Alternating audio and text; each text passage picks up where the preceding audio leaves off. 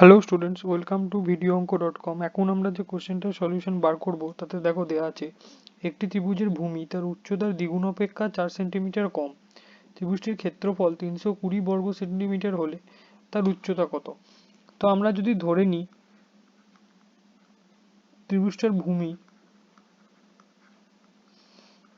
B, উচ্চতা equals to H, তো আমাদের দেয়াই আছে প্রশ্ন অনুসারে আমরা লিখতে পারি যে বি হচ্ছে 2h-8। এবার এখানে বলা আছে ত্রিভুজটার ক্ষেত্রফল 320 বর্গ সেন্টিমিটার। আমরা কি জানি ত্রিভুজের ক্ষেত্রফলের ফর্মুলা হচ্ছে এরিয়া অফ আ ট্রায়াঙ্গেল। ত্রিভুজের ক্ষেত্রফল হচ্ছে হাফ ইন্টু ভূমি ইন্টু উচ্চতা। এরপর আমরা লিখতে পারি হাফ ইন্টু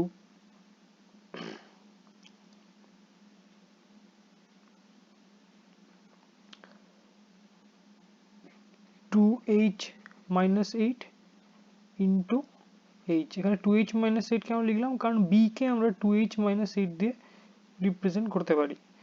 এটার ভ্যালু হচ্ছে 320। তো অর দিয়ে আমরা লিখতে পারি যে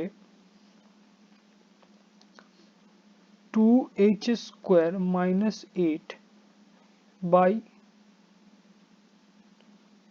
2 is equals to 320, or h square minus 4h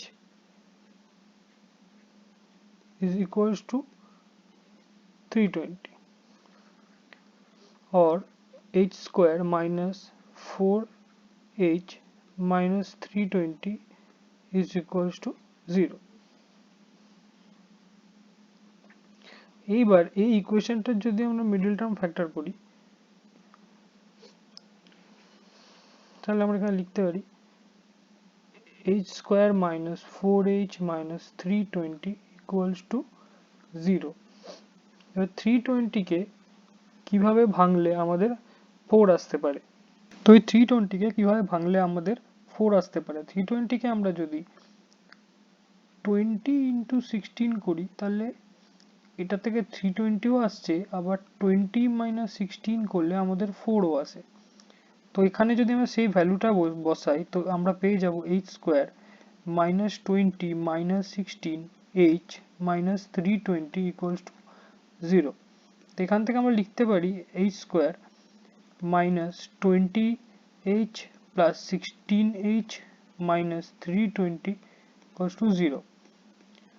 তো h কমন নিলে আমাদের থাকে h minus 20 plus 16 কমন নিলে আমাদের থাকে h minus 20 equals to 0। তো আমরা দুটো ফ্যাক্টর পেলাম, একটা হচ্ছে h minus 20, একটা হচ্ছে h plus 16 equals to 0।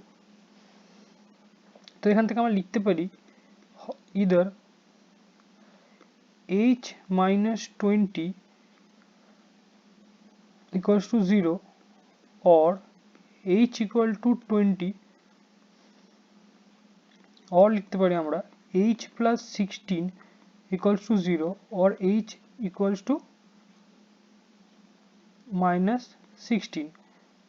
this value, এই ভ্যালুটা কখনোই সম্ভব নয়, কারণ উচ্চতা কখনো নেগেটিভ হতে পারে না। তাই আমাদের অ্যান্সার হচ্ছে h equals to 20, কারণ উচ্চতা সবসময় পজিটিভ হয়, উচ্চতা কখনো নেগেটিভ হতে পারে না। এটা হচ্ছে আমাদের অ্যান্সার। এই ত্রিভুজটির উচ্চতা হলো 20